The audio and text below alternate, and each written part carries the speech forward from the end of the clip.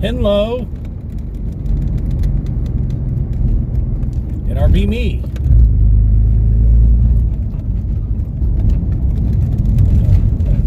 TSALI. There's no E. Haha. Oh, my phone all crooked. Why are you all crooked? Don't be crooked. I already doing my drive to work, like late. For you see, I did a maintenance last night. Hey, the maintenance itself technically failed, but it enlightened us to some things that were not exactly right in the network. So now we must figure out and fix those. Then we shall be a success after the new year, because we're in a maintenance freeze now.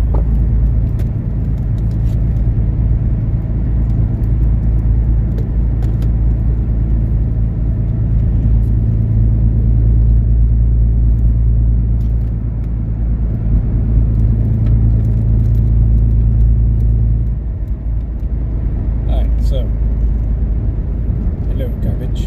Goodbye, garbage.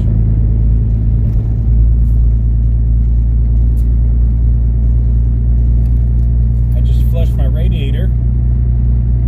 So when I do maintenance, right, it's totally like, hey, hello. You can, if you're out past a certain time, you can come in later in the day. So since I was out late doing the maintenance, I unfortunately woke up a little bit later than I was hoping to, because I was going to be like, I'm going to get my normal time and go take care of my radiator, flush it out, and my coolant system. I still need to actually do a direct flush on my heater core, but that'll come another day. Maybe tomorrow.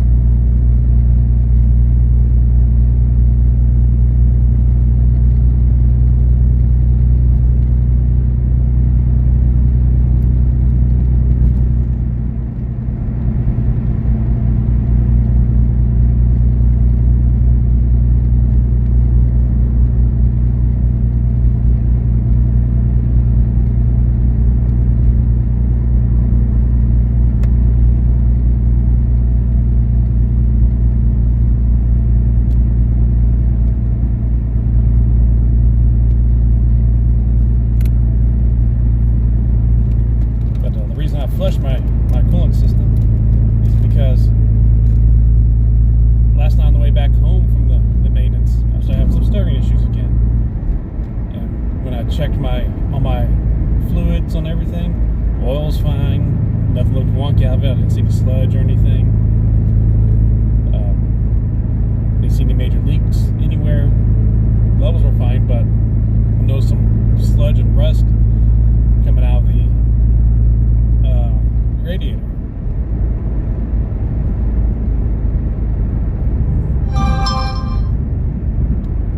So I was all like, well, that's not good. What can I do to fix this? Let's flush it. So even though I was awake till like 6 in the morning, I woke back up at like 9, left around 10 to go get some coolant, and flushed. Got done flushing, now I'm heading into work. A little bit later than I wanted to, but I'll just use this time to grab a lunch and come on in. So I took my little bit of time off, plus a lunch. There we go.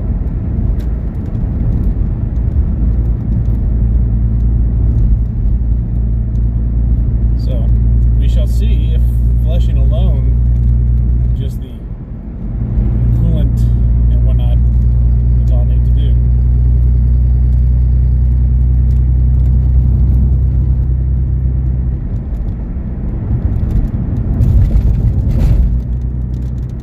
Might have to flush again in another week or so once this has a chance to run through the system, if I see additional buildup.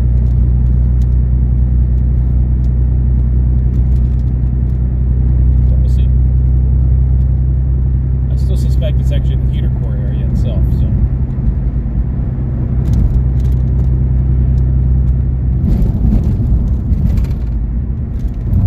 that fortunately is an easy enough fix. I just attached garden hoses, and to disconnect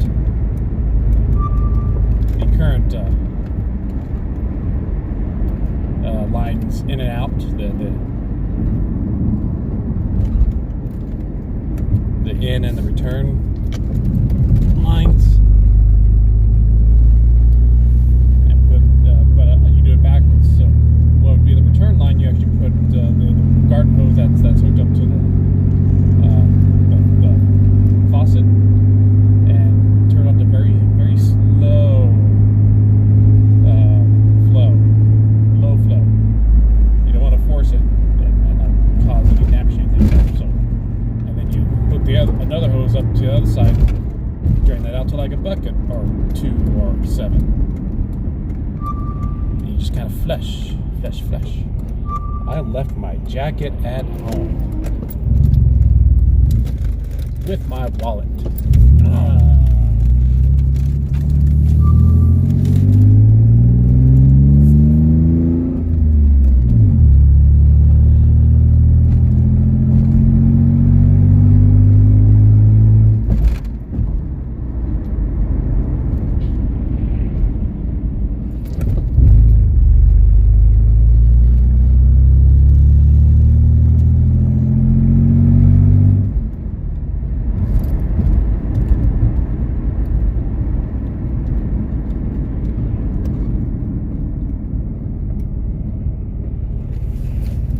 Wallet because that's my badge.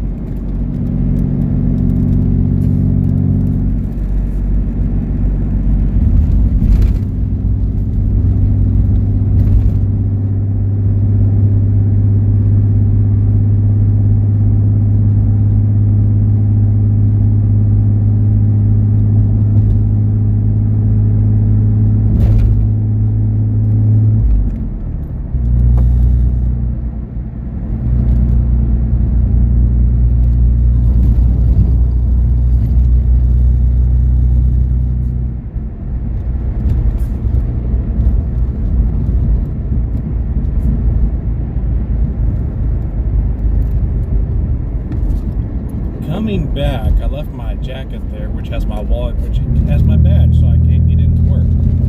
So I just turned around right before I hit the interstate, and I'm on my way back now.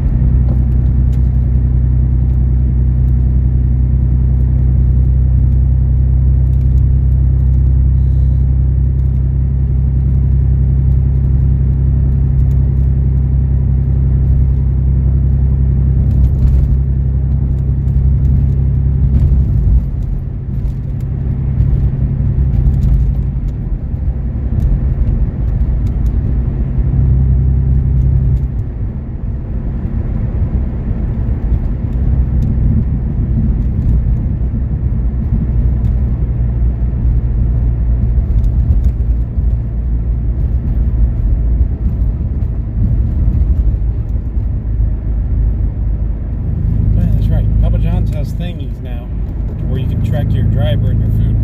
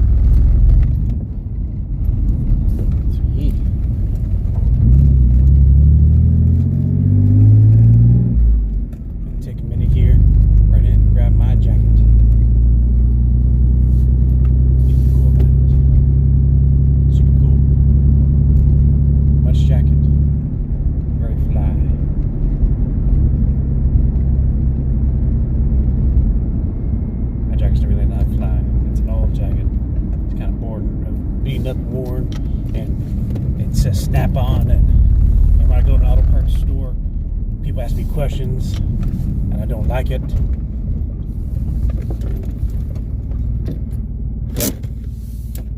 So burps.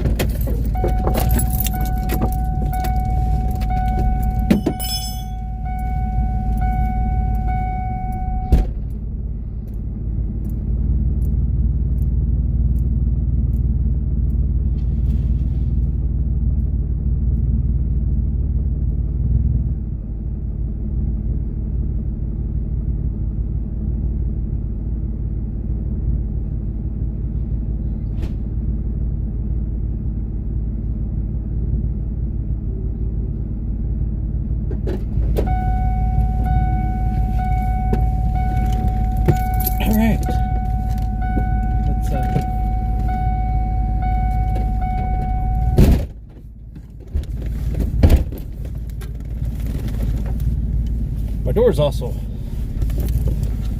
not shutting right either. Let's see, throw some washers on and just whatever. Another time, another place.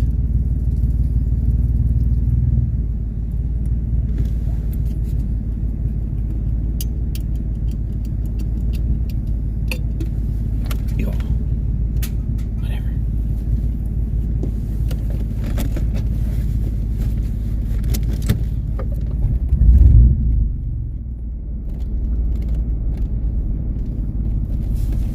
Now, let's do this and get to work for work reasons and purposes. Workingly so. So I can stare at ones and zeros and determine that that one's actually a 7. And then we got to divide by 73 to equal 14. And to get a reply of 2078. 2048. And y'all should have seen that. Santa Claus is riding a trike. But I didn't change the camera over soon enough. Womp. Womp. Wampus. So last night when I left, there was a lady sitting here at the corner looking really sad. I think she just got kicked out of her apartment.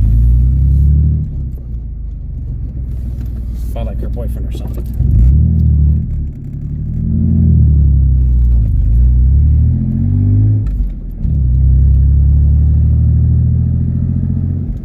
Stopped asking more questions because that neighborhood area there is also notorious for the drug and gang activities.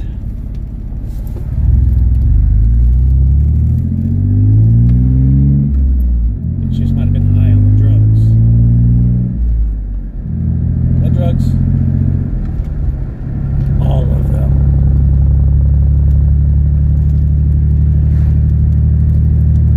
Plus, I have no room in my car for anybody to sit in. I once, when I was in Cherokee, North Carolina, I was driving down the road, a little bit of traffic. I was a little bit traffic was a little backed up. We were all running a little bit slow because it was the 4th of July weekend, and so they're super busy and crazy down there. And these people, this couple walking on the side of the road, I had my windows down because I'm like, it's nice and comfortable around there. They're all like, "Hello, sir. We have a long way to walk. Could you give us a ride?" I was like, you're looking at me through my window and you see that literally every seat in my car is filled to the brim. I said, I literally have no room to fit anyone anywhere near in any capacity. And at the rate that we're going, by the time I even got you to where your vehicle is, where you say it's parked, you would have walked there before we rode there. Plus, my car is full. Can't you see? I had camping gear in the back seat. It was a 95 Jeep Cherokee, so 2-door, sport. So my rear seat was full of camping gear. My trunk, or our hatch area, was full of subwoofers and... Your car's lifted pretty high. But you got a little thump going to it.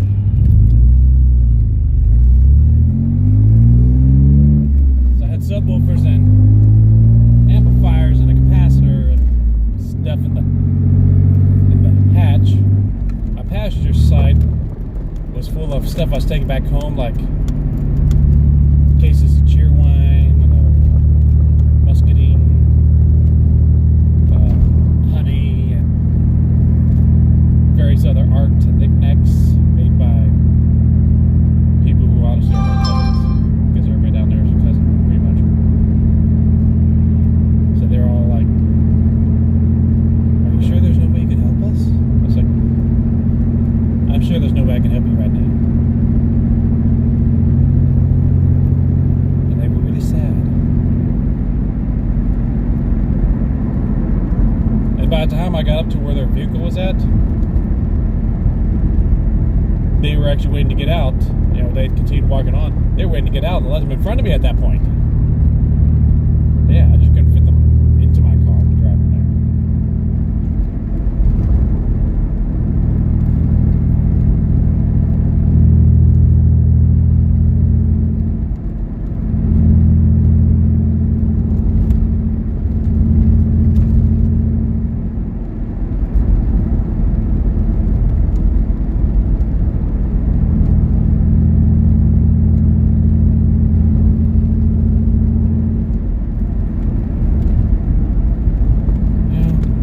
I'll hit this McDonald's over here, grab something and just eat on my way down.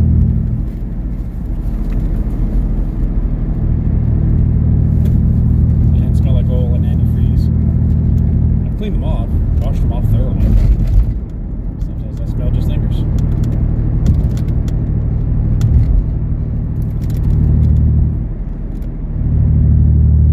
The good news so far, though, is I've had the heat on this entire time that I've been streaming here, right? And my car hasn't done a sputter since. I'm really hoping that means that I resolve the issue.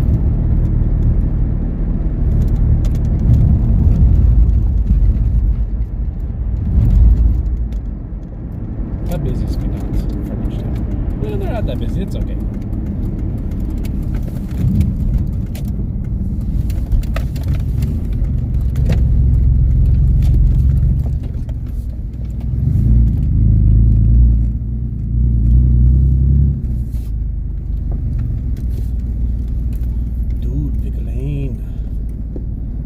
Go to the right lane, you probably get through a little bit quicker, right? Right. Come on, move up. Move up. Do it. Just do it.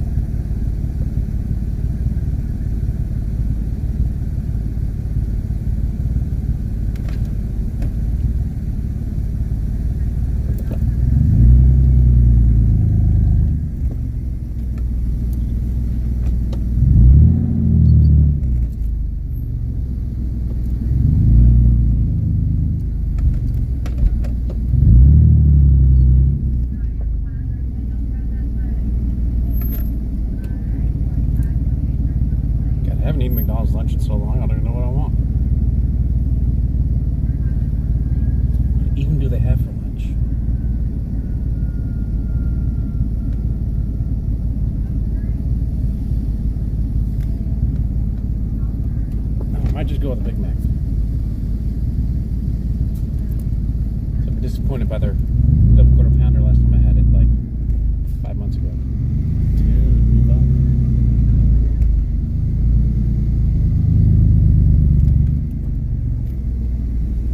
I'll conduct the order, please. Alright, I guess I'll get a number 3, please, with a Dr. Pepper, and that'll be it. Number 3 with a Dr. Pepper. Yes, ma'am. Hey, 942. First window, please. Thank you.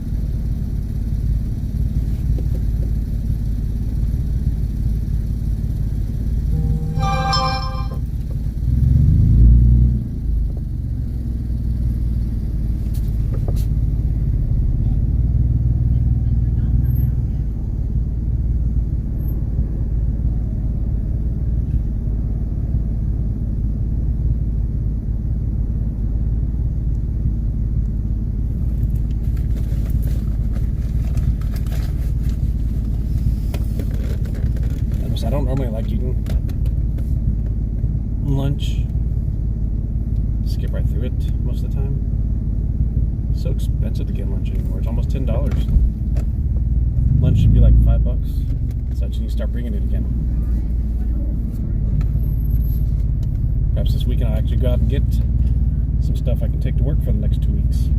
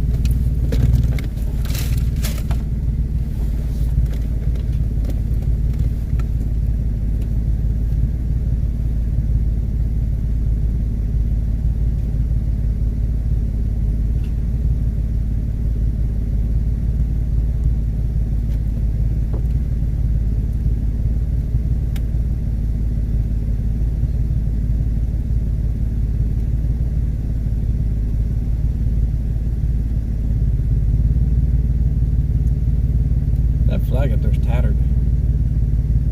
It should probably be disposed of. Which is you take it down, you burn it.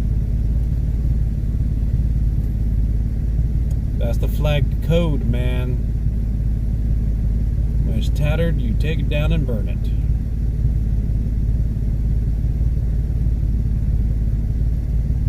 I burn it anyways, but that's a completely different matter.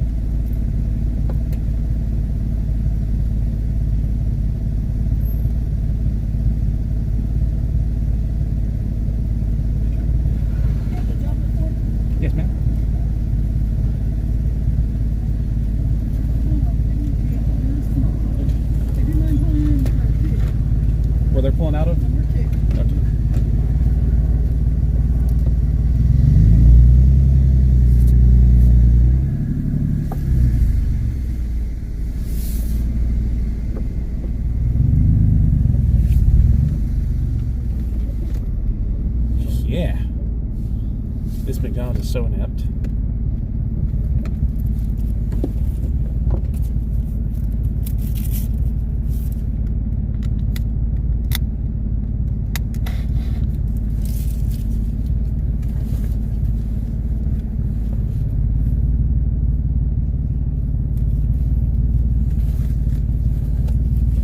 Where's my work phone?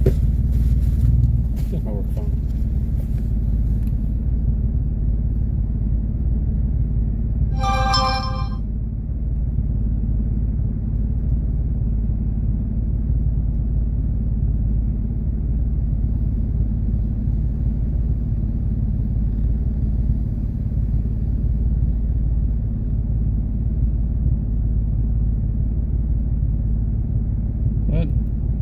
Why my phone just rebooting? You didn't lose power. Cray. I can't wait to get a new work phone. This one is stupid. It's an iPhone. It's stupid.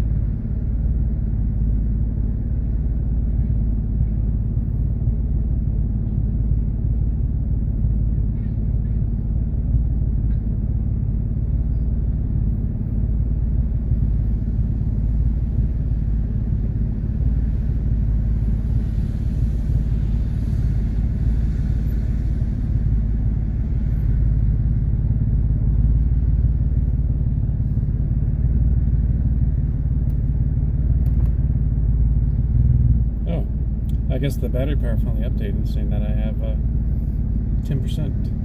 Whatevs.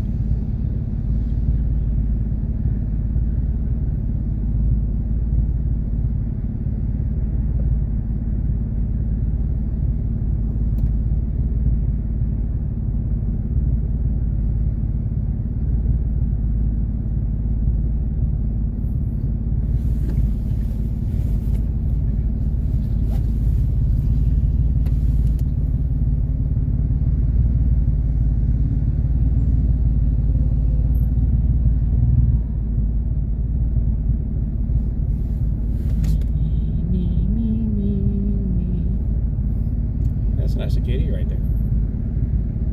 I like Acadias. I like how they look.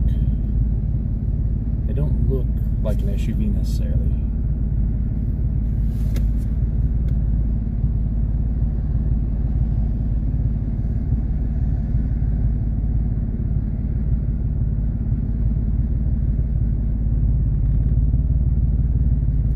Also, there have been any other McDonald's my food been out and already in my hands by now.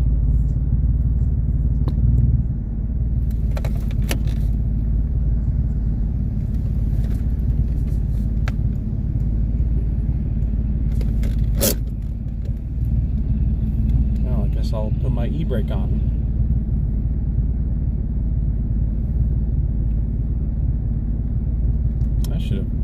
It would have taken less time for me to get to Lebanon Junction truck stop, get food, go in there, browse for like 15 minutes, and then come out. I could have even taken a shower at the truck stop before they get my stuff to me.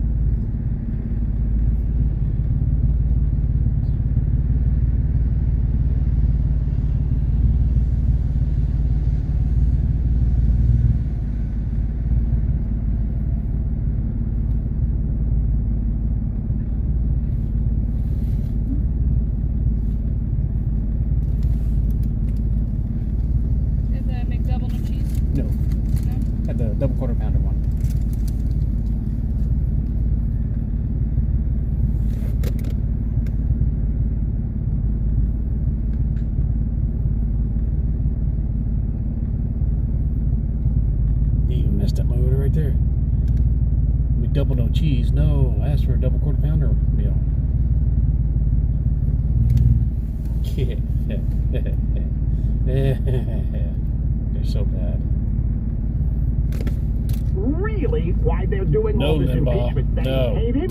He gets... It's very scratchy voice, and she was terrifying. I think she was terrifying for a lot of kids. And you know, I've rediscovered the show now as a parent. I've had a very different perspective on it now that I'm a parent and I can watch it with my kid. And we also, the first way we really came to it was through Daniel Tiger's Neighborhood, which is the modern day incarnation of Mr. Rogers' Neighborhood that the Fred Rogers Company makes. And it's all based on the teachings of Fred Rogers, but it's an animated show. And that show has just been the most incredible thing for my kid and for me. And he's now at the point where he's rejected it and is kind of outgrowing it. But it's just been it's been the thing that's kind of that I was reconnecting to before I even was signed on to this project. That was the first show I let my kid watch, and it kind of got me back in touch with Mr. Rogers from a different adult perspective. Tell me more about that adult perspective on the show. I think I have a memory of thinking that the show was just all happy-go-lucky or something, or just easy, and then as an adult looking back, I realized that he wasn't afraid of any of the hardest parts of childhood or talking about the most uncomfortable things. He tells kids the truth. I mean, that is a radical notion, but he tells kids the truth. And I was blown away going back and seeing the topics that he was covering on his show. I mean, I had this really painful experience of watching the episode about death with my 3-year-old at the time, which it's kind of it was such a profound experience. We were having a snow day, and so he was home from school, but it was a day that I had kind of set aside that I was going to watch a lot of episodes of Mr. Rogers. So I asked Wiley if he wanted to watch some episodes with me, and I let him pick out based on the kind of thumbnails on the internet, and he picked the fish one because he was very obsessed with underwater stuff, ocean stuff. But I knew just looking at the icon, no, it's the fish one. This is the episode about death. And I thought, oh, are we going to go here? Okay. And so in the episode, Mr. Rogers goes to feed the fish, and one of the fish is dead. And he tries to revive it, and he puts it in some salt water, and he sloshes it around, and it kind of limply sloshes around, and he says, oh, it looks like it's moving, but it's not actually moving. And then he buries the fish, and he tells this story about his dog Mitzi, who died when he was a kid. And I just watched my kid watch this episode, knowing that we haven't spoken really very much about death. And as Mr. Rogers is telling the story about the dog dying, Wiley looks at me with this kind of skeptical look and goes, dogs don't die. And I had this like Mr. Rogers in my head and went, well, no, dogs do die. And I told, I guess what's a little bit of a stretch of the truth, but I said, you know, when they're very old, their bodies are tired. Dogs do die, and cats die, and we have 2 cats. And he looked at me and went, cats die? And I said, yeah. And he said, but we have great cats. And I thought, oh God, what have I opened here? And then I pulled out a picture of one of our cats who had passed away when he was a baby, and I said, you know, remember I've told you about this cat who died and was buried in the backyard? And you know, I believe everyone believes different things, but I believe when I want to visit him, I can go to the cherry tree in the backyard and I can visit him. And I could see kind of wheels turning. And we kept watching the show for a few minutes. And then Wiley turned to me and he goes, Mom, walruses don't die. And I said, well, walruses do die. And he started wailing in a way that I had never experienced before. It felt like he was weeping for all humanity, or like the entire universe, and just asking me if we could bury all the walruses in our backyard so we could visit them. And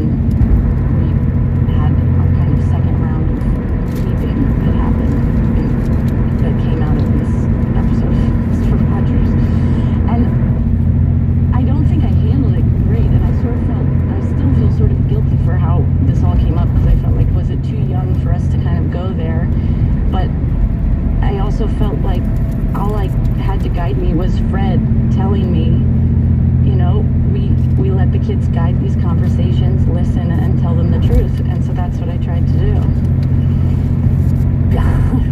It's an amazing story. I'm just trying to figure out what I want to It was say. it was also one of the first stories that I told Joanne Rogers when I went to Pittsburgh. I'm just remembering. Oh, what did she say?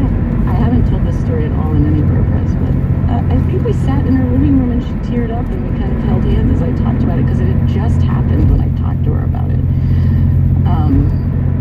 And then she made a little video for Wiley, not about that, but just saying hello. My guest is Marielle Heller, director of the new film A Beautiful Day in the Neighborhood.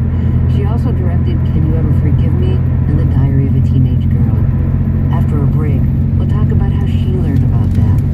I'm Terry Gross, and this is Fresh Air. The Neubauer Family Foundation supports WHYY's Fresh Air and its commitment to sharing ideas and encouraging meaningful conversation.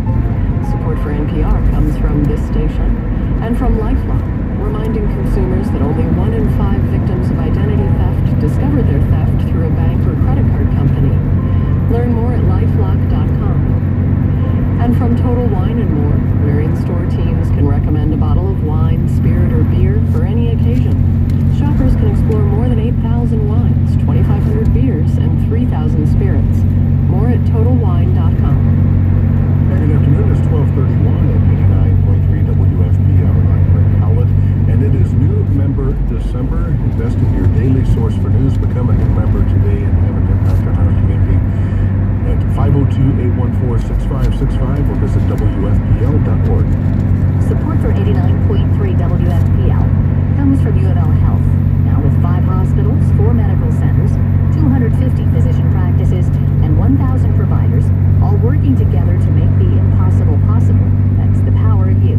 Learn more at uoflhealth.org. From Stanford Care Center on Frankfurt Avenue, offering rehabilitation services for all ages, short-term stay and outpatient services available for surgery or injury recovery. Tours can be scheduled at 897-4907 or MasonichomesKY.com. Rick Howlett, Erica Peterson here with you on the final day of New Member December. How about donating and becoming a new member at WFPL, supporting all the wonderful things that we are able to do in our community. 502-814-6565 is the number to call. $5 a month or any amount, or visit WFPL.org. And this hour during Fresh Air Dr. Pepper is syrup's too strong. a great Carbonation's time to not give strong enough for this is a show you listen to every sodas. day. Or Yeah. you rely on Terry Gross to bring you these in-depth conversations. Where else do you get to hear an hour with But really good news, fascinating people? And my then car's still not sputtering. You know, public media It's actually celebrity, smoother than it has in a Mr. while. Rogers, who of course, you know, has been in popular culture for a long time and is the subject of several That car new down there is projects. 502-814-6565 really long legs, or giant feet. That's like a WFPL.org. Roadrunner car. Seems like That's every day weird. I'm hearing a story, an interview or a story on Morning Edition or All Things Considered that is about a subject that, you know, sometimes I'm interested in it right off the bat. Sometimes I say, oh, you know, like I'm not super into that topic. But they always succeed in opening my mind a little bit more and teaching me about something, an aspect that I maybe didn't know existed. And that's kind of the power of really thoughtful journalism and really thoughtful public radio. That's what we're doing here at WFPL. And we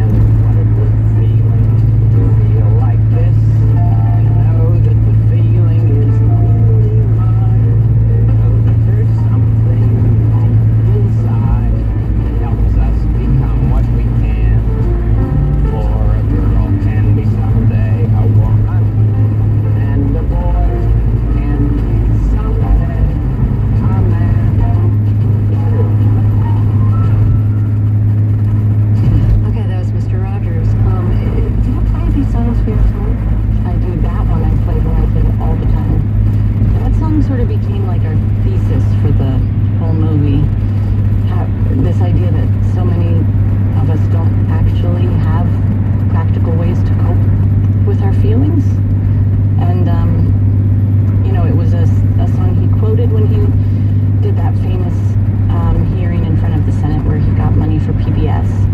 But also, it was a song that we put in the movie specifically because it felt like it was telling the story that we were trying to hit on with this movie, which is about this grown man who really hasn't figured out his own coping ways. He hasn't figured out what to do with his own mad. And what does that mean? What type of a man is he then? Let's take a short break here, and then there'll be plenty more to talk about. If you're just joining us, my guest is Marielle Heller. She directed the new film, A Beautiful Day in the Neighborhood. We'll be right back. This is Fresh Air. And you are listening to Fresh Air on 89.3 WFPL. It is New Member December, the final day of New Member December. Invest in your daily source for news. Become a new member today. Call us at 502-814-6565 or visit WFPL.org. Support for 89.3 WFPL comes from the Do 502 Discover Guide, powered by the 31st Annual Christmas Gift and Decor Show this weekend at the Kentucky Expo Center. Open to the public with over 750 booths of gifts, products, and decor. Kids take home a picture with Santa. Information at LouisvilleChristmasShow.com. From the Kentucky Humane Society, providing help for animals in Louisville and surrounding areas. A gift to the Kentucky Humane Society this holiday season helps needy cats, dogs, and horses. Information on ways to donate at kyhumane.org. Rick Howlett and Erica Peterson here with you from the WFPL newsroom, inviting you to become a new member today on New Member December. 502-814-6565 is the number to call. How about $5 a month or any amount? Become a new member today and support your listening, or visit us at WFPL.org. That's right, Rick. The time is running out on New Member December. This $5 a month deal where we send you a T-shirt, which you can also make a nice holiday gift for a loved one if you choose to give them the gift of membership, or maybe just the T-shirt. It's only good until the end of today, so this is the time. You're listening right now. We've got a couple minutes before we go back to Fresh Air and Terry Gross's interview with Marielle Heller, who directed the film about Mr. Rogers that is hitting theaters. 502-814-6565 or WFPL.org. Thanks so much to Lewis and Jennifer Ballard in Bardstown, your hometown, Rick. Hey. They said they love WFPK and WFPL, and so listening is like sharing the airwaves, truly radio by and for the public. Thank you so much, Lewis and Jennifer, for your support and for that lovely comment. It's true, this is radio that is by and for the public. We live in this community, and we are supported by this community, and it'll only be possible with your support.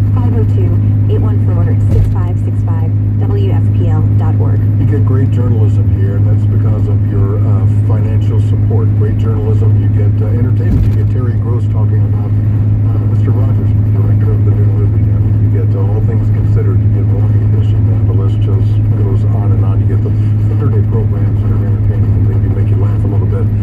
We do that because of your financial support. 502-814-6565.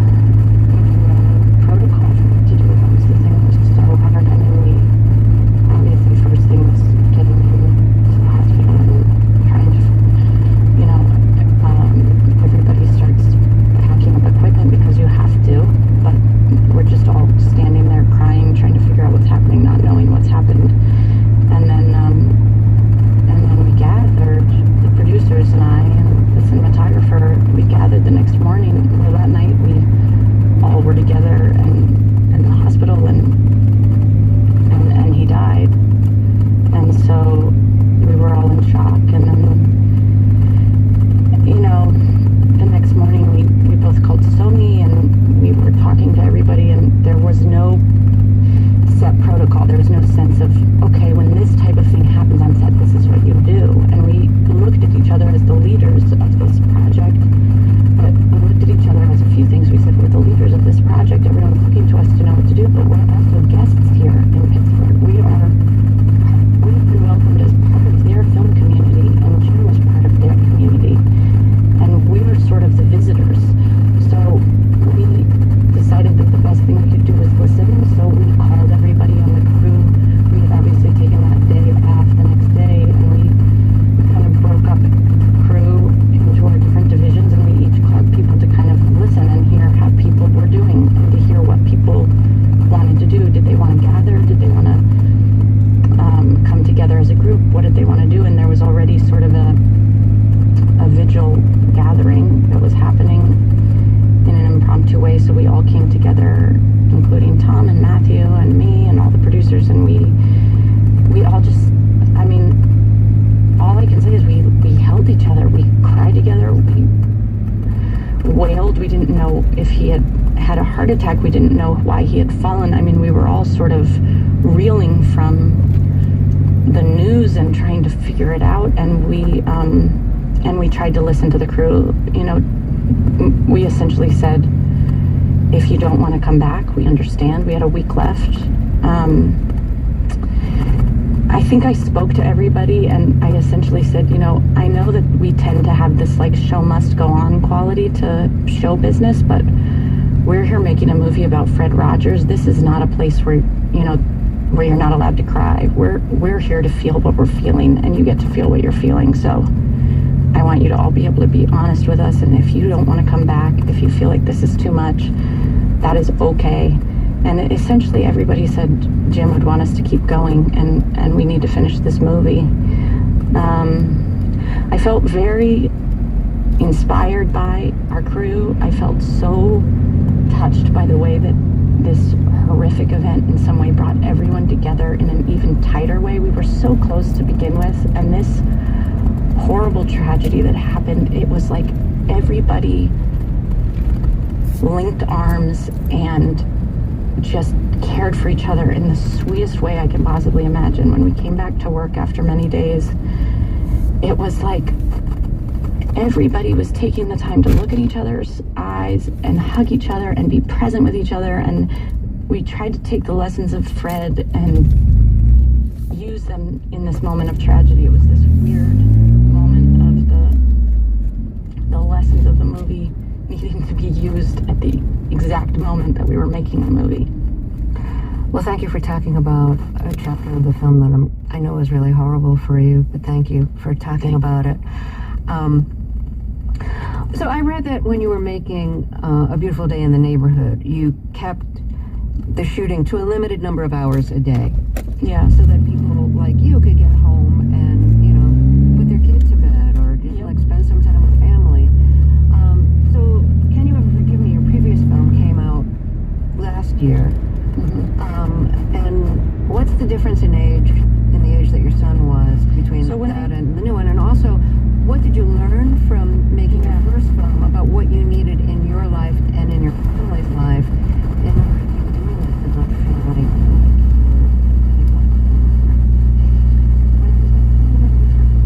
I think Wiley was 2, and I would leave in the morning when he was asleep, and I would get home and he would be asleep. And even though I was shooting in New York City where we live, I felt like I was just gone, and it was really hard. It was really, really hard on all of us. It was hard on my husband, it was hard on Wiley, and it was hard on me. And I felt over the course of the next year, people were constantly asking me questions about, like, how can we have more women directors? Why is it so hard for women to direct movies? Like, what do we need? And I thought, well, one of the things we need to stop pretending is not true is a lot of us are moms, and how do we make it more sustainable for those of us who are parents to do this job? It's really, really hard, not to mention the fact that there were a number of stories about crew members dying after 18, 20-hour days driving home, long hours.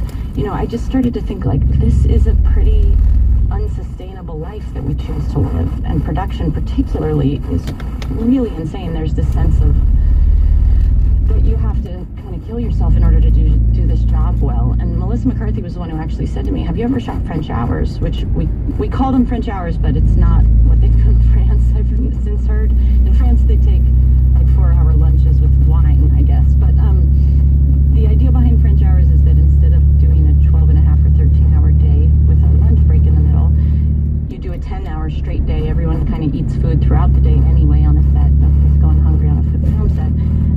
But you work straight through and then you're done. And for me, it was the difference between getting home to put my kid to bed or not. So it was, 7 to 5 or 8 to 6. It was most days out of the week. And we didn't do it every day of the filming, but we did it large majority of the days. There are certain days when you have like a big move or the schedule just makes it impossible to do that. You really need the longer day. But a lot of days we found it to be just as efficient. If we were in the same location, not taking a break in the middle of the day, shooting less hours, but you don't have this kind of dip in momentum that happens when you take a lunch. I found it to be just as efficient.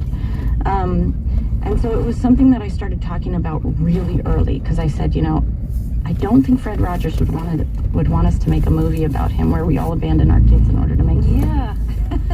So how do we do this? How do we find a way to do this? And I was just lucky that everybody who worked on this movie All right. was really game for this idea.